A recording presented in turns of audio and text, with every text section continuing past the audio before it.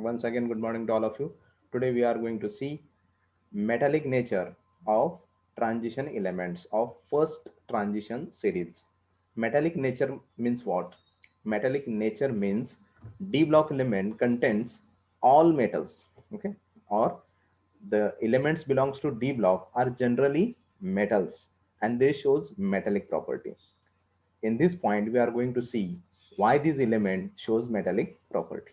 Okay, तर थोडक्यात काय, तर आपल्याला बघायचं आहे की डी ब्लॉक एलिमेंट मध्ये मोस्टली सगळे मेटल आहेत, पण हे मेटलिक प्रॉपर्टी का दाखवतात आणि एवढ्या चांगल्या प्रकारे ते मेटलिक प्रॉपर्टी का दाखवू शकतात, ह्याचं रिझन आपल्याला बघायचं आहे. आणि ते रिझन आपल्याला आपलं जे आपण बेसिक शिकलेलो आहोत, इलेक्ट्रॉनिक कॉन्फिगरेशन, अनपेअर्ड इलेक्ट्रॉन, याच्यामध्ये दडलेलं आहे आणि त्यामुळे आपल्याला त्याचं नेचर बघायचं आहे. आपण गेल्या वेळेस फिजिकल प्रॉपर्टी शिकतानाच मी तुम्हाला बऱ्याचशा गोष्टी सांगितलेल्या आहेत, त्याच्यावरून तुम्हाला खूप सोपं जाईल मेटॅलिक कॅरेक्टर म्हणजे काय समजायला. पण जर आजचा पॉईंट आपल्याला महत्वाचा आहे, कारण मेटॅलिक कॅरेक्टर परीक्षेला बोर्डाला पडताना एखादं असे क्वेश्चन्स पडतात, explain metallic character of D block elements, तेव्हा तुम्हाला तिथं मेटॅलिक कॅरेक्टर एक्सप्लेन करायचं असतं. नेमकं काय मेटॅलिक कॅरेक्टर म्हणजे, नेमकं काय, कोण सांगेल? मेटलच्या प्रॉपर्टी कोणकोणत्या असतात? 3 प्रॉपर्टी असतात मेटल्सला सगळ्यात महत्वाच्या. फर्स्ट, मेटल्स आर 3 प्रॉपर्टीज असतात मेटल्सला महत्वाच्या. कोणकोणत्या असतात? आता तुम्ही हे खूप पहिल्यापासून शिकत आलेला आहात, इयत्ता 8वी 9वी 10वी. ओके, मेटॅलिक एक पॉईंट मी सांगतो म्हणजे बाकीचे तुम्हाला लगेच सांगता येईल. It is malleable. Okay, metals are malleable म्हणजे काय हो? 3 प्रॉपर्टी कोणत्या? मेलेबल, आयस, मेलेबल, डक्टाईल आणि lustre. Yes, they have lustre. Correct. तर हे अतिशय महत्वाचे 3 प्रॉपर्टीज आहेत, ज्या आहेत मेलेबल, डक्टाईल आणि लस्टर. लस्टर म्हणजे त्यांना चकाकी असते, मेलेबल म्हणजे त्यांना मोल्ड, त्यांना वितळून आपण त्याच्यापासून वेगळे फॉर्म तयार करू शकतो, आणि डक्टाईल मीन्स त्यांना त्याला हॅमर करून करून त्याचे पातळ शीट किंवा शीटमध्ये किंवा वायरमध्ये त्याचं फॉर्मेशन करू शकतो. हे 3 प्रॉपर्टीज असतात. त्याच्यावर चौथी प्रॉपर्टी एक फ्री मिळते, it is conduction. Metals are good conductor of heat and electricity. Okay, एवढ्या जबरदस्त प्रॉपर्टी असल्यामुळे मेटलचे युजेस भरपूर आहेत. बघा, काही ठिकाणी आपल्याला मेटल्सच लागतात. ओके, त्यामुळे metallic properties are very important. आणि त्यामुळे ते मेटल, चांगला मेटल कोणता? ओके, आता बघा, स्कॅन्डियम आहे, टिटॅनियम आहे, व्हॅनाडियम आहे, क्रोमियम आहे, मॅग्नीज आहे, एफई आहे. आपण मोस्टली कोणता वापरतो? स्कॅन्डियम कुठं तुम्ही वापरला माहिती आहे का? स्कॅन्डियम कुठं वापरतात? कोणी ऐकलंय कधी स्कॅन्डियम इथं वापरतात? टिटॅनियम कुठं वापरतात? ऐकलंय? नाही ऐकलेलं. तुम्ही माहिती घेत नाही थोडीशी. ओके, आता हे एलिमेंट्स मी तुम्हाला सांगणार होतो, सुट्टीतला होमवर्क देणार होतो, की हे जे 10 एलिमेंट आहेत ना, हे कुठं कुठं वापरतात त्याचं जरासं एक नोट तयार करा, कारण खूप महत्वाचे आहे. स्कॅन्डियम टू झिंक कुठं कुठं वापरतात? आपण नुसतंच अभ्यास करतोय त्यांचा, कशासाठी अभ्यास करायचा? युजेस माहित नाही. आता मला सांगा, लॉकडाऊन मध्ये बऱ्याच माणसांनी खूप जबरदस्त सायकल घेतलेत. ओके, बऱ्याच जणांनी सायकली घेतल्या, तुम्ही बघितलेलं आहे बरोबर. काही माणसं 5,000ची घेतात, काही माणसं 10,000ची घेतात, काही माणसं 25,000ची घेतात. आमच्या इथे एक सर आहेत, त्यांनी 45,000ची सायकल घेतली. असं काही विशेष असतं हो त्याच्यात? कोण सांगेल? बघितली आहे 45,000ची सायकल? ऐकून तरी माहिती आहे. इलेक्ट्रिक नाही म्हणत, नॉर्मल इलेक्ट्रिक सायकल सुद्धा आल्यात, बायसिकल्स, दे आर कॉस्टली. बट जे महाग सायकली असतात, रेसर वापरतात, किंवा जे सायकलिस्ट असतात, म्हणजे जे त्या स्पर्धेमध्ये भाग घेतात, त्यांच्याकडे विशिष्ट प्रकारच्या सायकली असतात. काय त्याचं महत्व असतं? काय वैशिष्ट्य असतं त्याच्यामध्ये? नाही माहिती. मेटल्स वेगळे हा, येस, मेटल्स वेगळे वापरतात. कशासाठी मेटल्स वेगळे वापरतात? तर सगळ्यात महत्वाची, ती सायकल हलकी असते, जी रेसमध्ये वापरली जाते. ही सायकल वजनाने हलकी असते. सायकल जड असेल तर ती फास्ट पळणार नाही ना, त्यामुळे ते वजनाने हलकी असते, पहिली गोष्ट. दुसरी गोष्ट, मेटल्स वेगळे असतात. मग कोणते असतात? आपली साधी सायकल कशाची असते आणि ती सायकल कशाची असते? आपली सायकल मोस्टली कशाची असते सांगा? आपल्या सायकलचे मेटल्स कोणते? आपण जी नॉर्मल वापरतो, हिरोची वगैरे, नॉर्मल नॉर्मल एकदम, कोणत्या मेटलची बनलेली आहे तुमची सायकल? सगळ्यांनी वापरली आहे सायकल लहानपणी. साक्षी, सायकल कोणत्या मेटलची असते?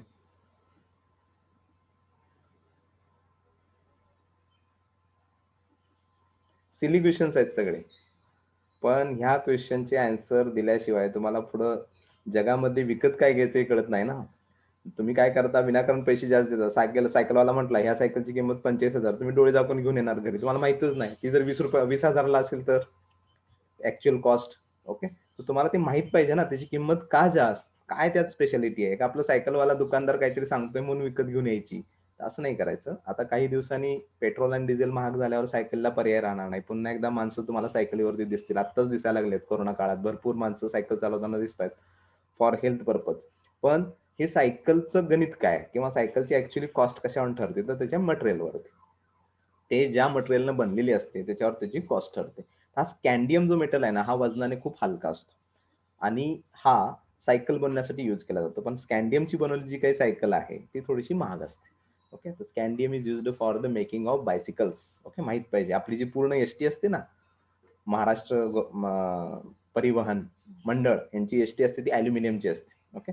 तर हे सगळे ह्या सगळ्या लहान-सहान गोष्टी तुम्हाला माहिती असल्या पाहिजेत. ओके. तर एस-टीचं पण आपल्याला जर इफिशियन्सी वाढवायची असेल आणि चांगलं तिला मोल्ड करायचं असेल, तर तिला हलकं मेटल वापरून तिला मॉडिफाय केलं पाहिजे. ओके. पण तिचं वापरणं अगदी बेकार असतं, रफ असतं. त्यामुळे aluminium is the best. Okay. तर ह्या गोष्टी तुम्हाला माहिती असल्या पाहिजेत, की कुठली वस्तू कुठल्या मेटलनी बनलेली असते. कारण त्याच्यावरून त्याची कॉस्ट ठरते. ओके. तर ह्या सगळ्या गोष्टी आपल्याला बेसिक माहीत असलं पाहिजे. तर scandium is the metal which is used for the making of bicycles. Okay. High cost bicycles. Okay. तर ह्या हाय कॉस्ट बायसिकल जे असतात त्याच्यामध्ये मोस्टली स्कॅन्डियम यूज केलेलं असतं. हे जनरल नॉलेज आहे, पण हे माहीत पाहिजे. ओके. नेक्स्ट आपण कुठल्या पॉईंटकडे जाऊया? हार्डनेस. ओके. इथं आहे बघा hardness of metals. Sorry, hardness नाही. आपल्याला आजचा पॉईंट बघायचा आहे मेटॅलिक कॅरेक्टर. ओके. थांबा, मला स्क्रीन शेअर करू द्या.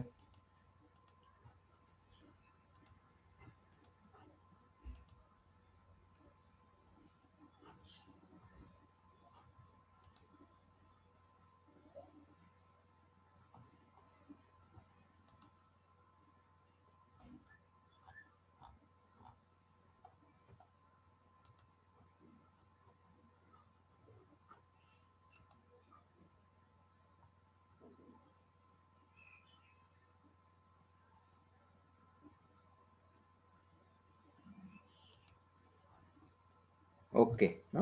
आज आपल्याला बघायचं आहे मेटॅलिक कॅरेक्टर. ओके. आता इथं तुम्हाला जरा दिसत नसेल, मी स्क्रीन माझी इकडे घेऊन जातो. ओके. तर metallic character. Okay. Time table change झालेलं बऱ्याच जणांना माहीत नव्हतं. त्यामुळेच बरेच काही विद्यार्थी 8 वाजता जॉइन झाले. It's okay. असं वाटलं जॉइन झालेत. 8:15 लेक्चर सुरू झालेलं आहे. सगळ्यात महत्त्वाचं फक्त एकच पॉईंट झालेला आहे. स्कॅन्डियमचा जो यूज आहे तो कशासाठी असतो? तर स्कॅन्डियम हे सायकल तयार करण्यासाठी वापरलं जातं. ओके. मेटॅलिक कॅरेक्टर घेऊया आपण आता. पहिला पॉईंट आहे आपला, म्हणजे आयोनायझेशन एन्थाल्पी आपलं बघून झालेलं आहे. आता नेक्स्ट पॉईंट आहे मेटॅलिक कॅरेक्टर. काय असतं मेटॅलिक कॅरेक्टर ते आपल्याला बघायचं आहे. तर मेटॅलिक कॅरेक्टर म्हणजे काय? तर मेटल्स मोस्टली 3 प्रॉपर्टीज दाखवतात.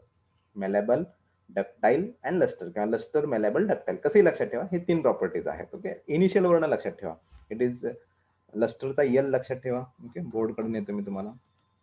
कधी विचारलं की लगेच सांगता आलं पाहिजे. ओके. लस्टर. ओके. पहिली प्रॉपर्टी. त्यानंतर दुसरी प्रॉपर्टी इट इज मेलेबल आणि तिसरी प्रॉपर्टी डक्टाईल. ओके. आता ह्याचं काय करायचं हे लक्षात राहत नाही. ह्याचं काय करायचं, पहिली लेटर जे आहेत ते लेटर लक्षात ठेवायचे कसे तरी. ओके. तर इथं LMD किंवा DLM, DLM किंवा याचं काहीतरी अजून काहीतरी होतंय का बघा. ओके. त्याच्यावरून ते लक्षात ठेवायचं. एवढं काही गरज नाहीये, बट तुम्हाला प्रत्येक वेळी सांगता आलं पाहिजे की प्रॉपर्टीज कोणत्या आहेत आणि त्या कशा आहेत. ओके. ह्या 3 प्रॉपर्टीज आणि त्याच्यावर ह्या प्रॉपर्टीज असल्यामुळं अजून एक प्रॉपर्टी मेटलला प्राप्त होते, ती असते conductor. They are good conductor of heat and electricity. Heat and इलेक्ट्रिसिटीचे अतिशय चांगले सुवाहक असतात metals. Okay. All metals are generally good conductor of heat and electricity. त्यातल्या फक्त कॉम्पिटिशन लागतं. काही अतिशय बेस्ट असतात, काही अतिशय गुड कंडक्टर असतात आणि काही हे नॉर्मल असतात. ओके. काही अतिशय चांगले गुड कंडक्टर असतात, काही नॉर्मल असतात. आता तुम्हाला सगळ्यात चांगलं सांगतो, gold is the very good conductor. Okay.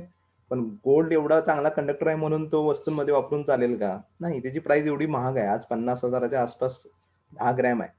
आपल्याला जर एखादी वायरिंग करायचं असेल आणि त्यात तुम्हाला गोल्ड वापरायचं असेल, तर आपल्याला करोडो रुपयांचं लोन काढावं लागेल किंवा करोडो रुपये खर्च करावे लागतील वायरिंग करायचं असेल ज्यात गोल्ड आहे. Okay. It is impossible totally.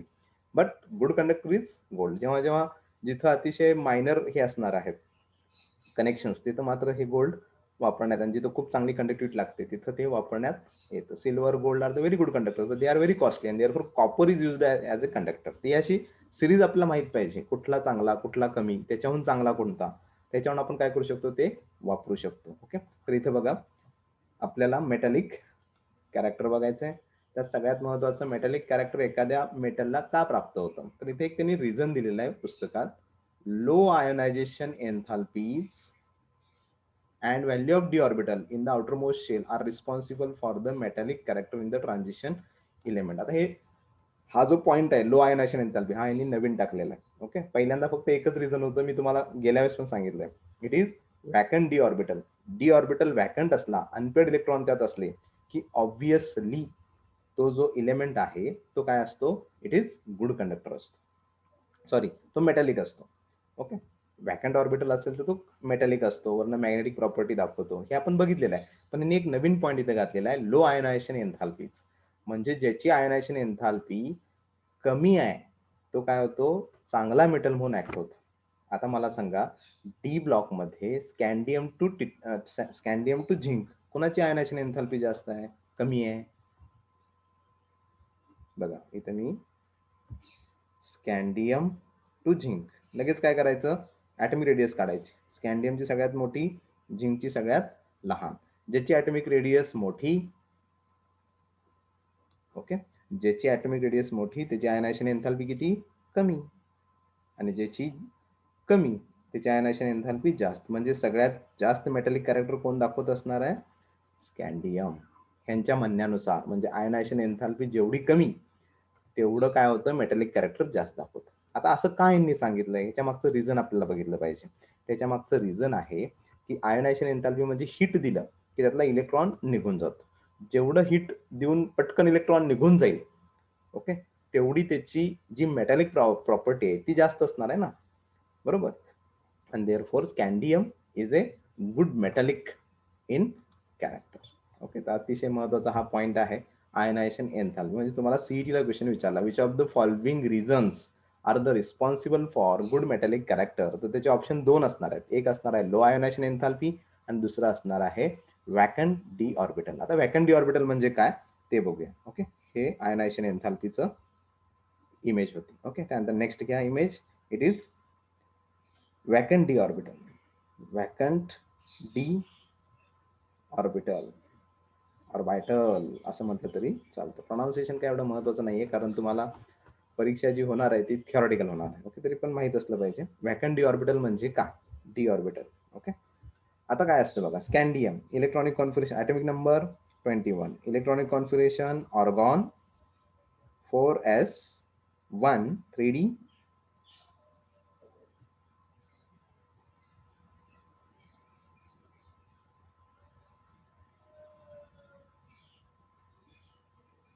Sorry 4s2 नाही,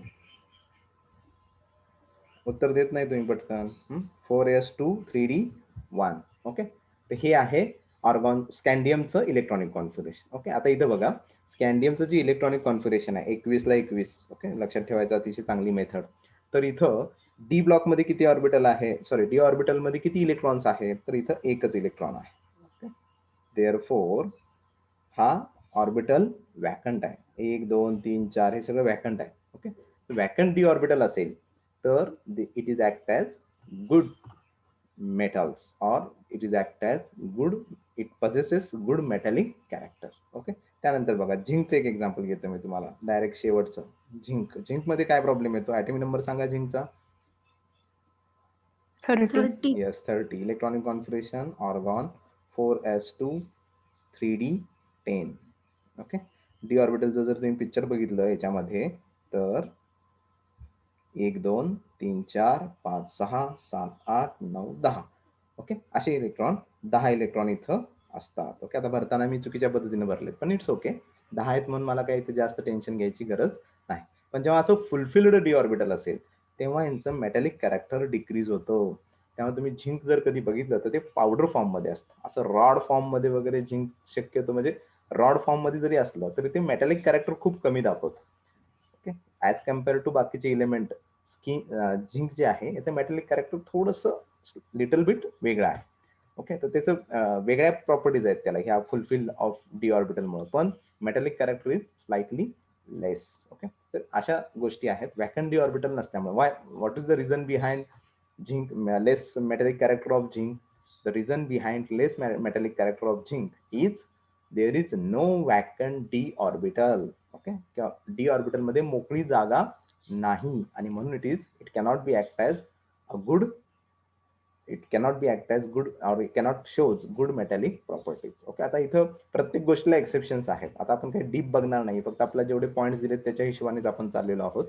झिंकच्या काही स्पेशल प्रॉपर्टीज आहेत, त्या वेगळ्या आहेत, पण इथं मात्र अकॉर्डिंग टू थेरी आपल्याला थोडं त्याचे ड्रॉबॅक दिसतात. ओके, आता वॅकंट डी ऑर्बिटल नसल्यामुळे काय होतं, तर इलेक्ट्रॉन मूव्ह होऊ शकत नाही. प्रॉब्लेम काय येतो, वर्गात बघा 10 बेंचेस आहेत, प्रत्येक बेंचवर 2 विद्यार्थी जर बसणार असतील तर 20 विद्यार्थी बसले की परत कोणीच जागा बदलू शकत नाही, कारण जागाच नाही ना. किंवा बसमध्ये चेअर किती असतील, एक 25 चेअर असतील असं धरून चाला. 25 चेअरवरती 25 सीटांवरती जर 2-2 माणसं बसलेली असतील, 2-2 सीटच बाकडं आहे. ओके, 2-2 माणसं बसले असतील, तुम्ही जागा चेंज करू शकता का? नाही करू शकत. तर जागा न चेंज करणं म्हणजेच काय, तर ही जागा चेंज झाल्याशिवाय ते कंडक्शन प्रॉपर्टी दाखवणं खूप अवघड असतं. इलेक्ट्रॉन एका ठिकाणावरून दुसऱ्या ठिकाणी गेल्याशिवाय तो कंडक्शन प्रॉपर्टी दाखवू शकत नाही. आणि म्हणून काय प्रॉब्लेम होतो इथं, तर इथं हा जो इलेक्ट्रॉन आहे, हा इलेक्ट्रॉन काय करतो, वॅकंट असेल तर तो जागा बदलणार आहे. जागा त्याने बदलली तरच आपल्याला काय दिसणार आहे, त्याने जागा बदलली तरच आपल्याला तो प्रॉपर्टी दाखवताना दिसणार आहे. किंवा वॅकंट पोझिशन असेल तरच तिथं कंडक्शन होणार आहे, अदरवाईज तिथं कंडक्शन होणार नाही. आणि म्हणून जेवढं वॅकंट डी ऑर्बिटल असेल तेवढं तुम्हाला चांगलं मेटॅलिक कॅरेक्टर बघायला भेटतं. बघा एफई बघूया, आपला जो आपण सगळ्यात जास्त मेटल यूज करतो फॉर डेली पर्पज, तो आहे FE. Atomic number 26, electronic configuration argon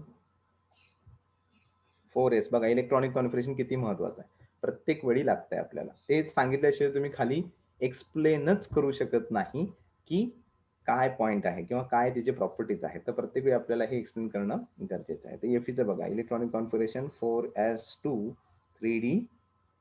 कोण सांगेल what is 3d? 26 atomic number आहे. येस, करेक्ट, 3d 6 असणार आहे. आता इथं आपण डी ऑर्बिटल काढूया. ओके, डी ऑर्बिटल असं असणार आहे. याच्यात 1 2 3 4. ओके, इलेक्ट्रॉन कसे भरणार आहेत, इलेक्ट्रॉन असे भरणार. आता मी व्यवस्थित भरतो, 1 2 3 4 5 आणि 6वा इलेक्ट्रॉन इथं बघा किती वॅकंट इलेक्ट्रॉन्स आहेत, भरपूर वॅकंट इलेक्ट्रॉन्स आहेत. ओके, सॉरी, भरपूर वॅकंट पोझिशन आहेत आणि अनपेड इलेक्ट्रॉन्स आहेत. Okay, unpaired electron and vacant D. Vacant म्हणजे रिकामा डी ऑर्बिटल. अजून 1 2 3 4 4 इलेक्ट्रॉन याच्यात बसू शकतात, पण ते वॅकंट आहेत. असे एलिमेंट्स खूप चांगले मेटॅलिक प्रॉपर्टी दाखवतात. आणि therefore Fe can shows good lustre, खूप चांगलं चमकतं. लोखंड नवीन नवीन असेल बघा, खूप चांगलं त्याला चकाकी असते. बऱ्याच वेळा घराचं बांधकाम करायला माणसं लोखंड आणतात, म्हणजे स्लॅब वगैरे टाकायचं साड्या आणतात बघा, नवीन नवीन आणलेल्या असतात जेव्हा दुकानातनं, किती भारी असतात, हिरव्या हिरव्या किंवा थोडंसं असं ग्रे कलरचे असतात, अतिशय बेस्ट त्याचा कलर असतो. थोडं आपल्या इथे येऊन पडल्या 2-3 दिवस झाला, पाऊस एखादा पडला झालं ते लाल पडतात सगळ्या साड्या. ओके, तर सुरुवातीला बघा अतिशय चांगला त्याचे लस्टर आणि चकाकी दिसते. किंवा ते लोखंड घराचं बांधकाम चालू असताना ते लोखंड कापण्याचं एक मशीन असतं, ते लोखंड कापल्या बघा आतमध्ये किती चांगलं चकाकत असतं, एकदम शायनी त्याचं लुक असतं. पण ते उघड्यावर ठेवलं, त्याची रस्टिंग रिॲक्शन झाली की ते गंजतं लगेच. त्या लोखंडाला एक सगळ्यात मोठा प्रॉब्लेम आहे, इट अंडरगोज इन करोजन, म्हणजे त्याला गंज लागतो. ओके, लस्टर प्रॉपर्टी खूप चांगली दाखवतो. त्यानंतर मेलेबल, खूप चांगलं ते मेलेबल आहे. आणि तिसरी इट इज डक्टाईल. ह्या तिन्ही प्रॉपर्टी अतिशय चांगल्या दाखवतो. वरून it is good conductor of heat and electricity. तर ह्या सगळ्या ज्या मेटलच्या प्रॉपर्टीज आहेत त्या अतिशय व्यवस्थित दाखवतो. रिगार्डिंग विथ हार्डनेस सुद्धा खूप चांगला असतो याचा. Hardness is very good. म्हणजे जे हार्डनेस प्रॉपर्टी आहे ती सुद्धा एफईची खूप चांगली आहे. का चांगली आहे? Because it shows number of unpaired electron. याच्या कम्पॅरेटिव्ह जर तुम्ही झिंक बघितला किंवा कॉपर बघितला तर हे थोडेसे सॉफ्ट असतात. कॉपर बघितलं असेल तुम्ही सगळ्यांनी, इट इज व्हेरी सॉफ्ट.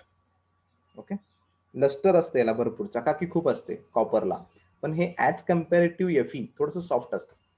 एफईची जी काही वायर आहे ती बेंड करायला तुम्हाला थोडी एनर्जी लागेल. मग कॉपरची वायर नुसतं असं हाताने हे केलं ना तरी लगेच बेंड होते. बघा आपल्या जे वायरा असतात इलेक्ट्रिसिटीच्या त्याच्यामध्ये आतमध्ये कॉपर असतं. किती बघा ते नरम असतं. त्याचा सॉफ्टनेस किती आहे. तर सॉफ्टनेस काय आहे? तिथे रिझन तुम्हाला लगेच समजतंय बघा. Copper, atomic number 29, okay. Electronic configuration, argon, 4s सांगा द्यायचं मी लिहिणार नाही. 3D, okay. 4s1 3d10. 4s1 3d10. Yes, correct. It is 4s1 3d10. Exception behaviour, star करायचं नेहमी याला. Copper star person. हा काही काही बघा एक्सेप्शन्स असतात, तसा हा एक्सेप्शन आहे अँड व्हेरी इम्पॉर्टंट. ओके.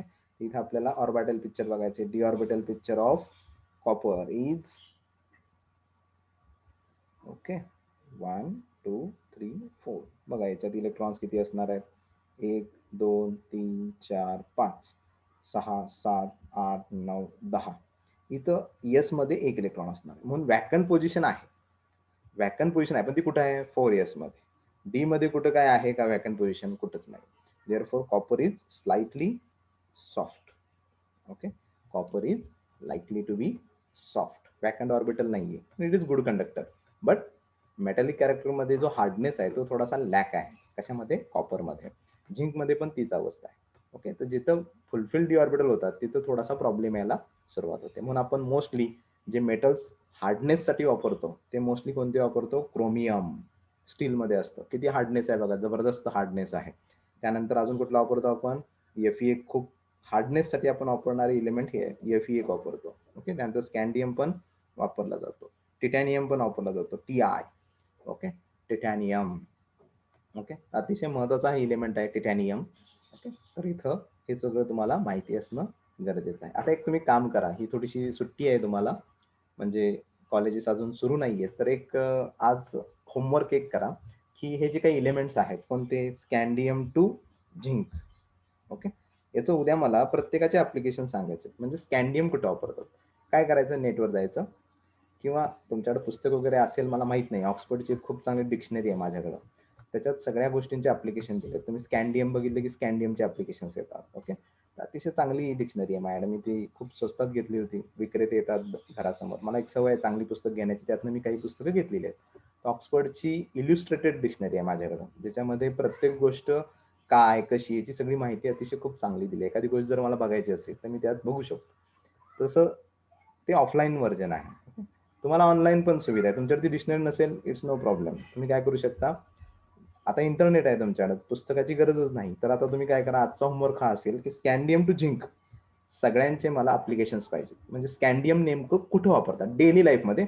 कुठलं तरी अगदी रेअर रिझन सांगायचं नाही स्कॅन्डियम इथे यूज करतात असं नाही. आपण डेली लाईफमध्ये कुठं वापरतो ती वस्तू आपल्या वापरात असली पाहिजे. अशा कोणत्या वस्तूमध्ये स्कॅन्डियम वापरलं जातं ते माहिती करा. स्कॅन्डियम नंतर टिटॅनियम कुठं वापरलं जातं ते माहिती काढा. व्हॅनॅडियम, त्यानंतर क्रोमियम, त्यानंतर मॅग्नीज कुठं वापरतात ते माहिती काढा. आणि प्रत्येकाची वेगळी पाहिजे.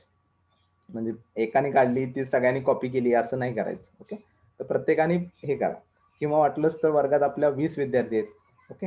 एकाने फक्त स्कॅन्डियम करा, एकाने फक्त टिटॅनियम करा, एकाने फक्त व्हॅनॅडियम करा, पण चांगली माहिती काढा. अगदी मी उद्या माईक ऑन करून विचारेन की कुठं वापरतात. तुम्हाला अतिशय चांगलं एखादं भेटलं ना तर मला लगेच सांगा, सर आम्हाला ही माहिती भेटली आहे की सर एम सर तुम्हाला माहिती आहे का इथं वापरतात, असं माहिती तुमच्याकडनं आली पाहिजे. ओके. मी प्रत्येकाला उद्या विचारेन. तर तुम्ही सगळ्यांची भेटली तर सगळ्यांची काढा एक एक ऍप्लिकेशन प्रत्येकाचं. किंवा जर एकाच भेटलं स्पेशल अगदीच एकदम परफेक्ट भेटलं, सर मी सर्च केलं एक 15-20 मिनिटांनी मला एक खूप चांगलं टिटॅनियमचा यूज समजला, तर तो उद्या शेअर करायचा. तर उद्याची पहिली 5 मिनिटं सगळ्यांचे माईक ऑन आणि कॅमेरा ऑन असतात तेव्हा आपण कशावर डिस्कस करणार आहोत, ह्याची युजेस कुठे आहेत ते पण. म्हणजे परत तुम्हाला टेन्शन नाही की हा सर हे ह्या एलिमेंट कशात आहे, हा अभ्यास कशासाठी करायचा ते तुमच्या लक्षात येईल की आपण why we are going to study this scandium to zinc series very deeply. एवढ्या डीपली आपण याचा अभ्यास कशासाठी करायचा, याचा उपयोग काय. ओके. तर बऱ्याच वेळा बघा आपले सांधे जेव्हा खराब होतात तेव्हा तिथं प्लांटेशन केलं जातं आर्टिफिशियल सांध्यांचं. तिथं सुद्धा काही मेटल्स वापरण्यात येतात. ओके. तर ते कोणता मेटल आहे, याच्यातला कोणता आहे का, तो पण अभ्यास करा. ओके. तर अतिशय महत्वाचे हे मेटॅलिक कॅरेक्टर आज आपण बघितलेलं आहे. आज आपल्याला अजून एक पॉईंट बघायचा होता पण आता तो होणार नाहीये. तर इट्स ओके.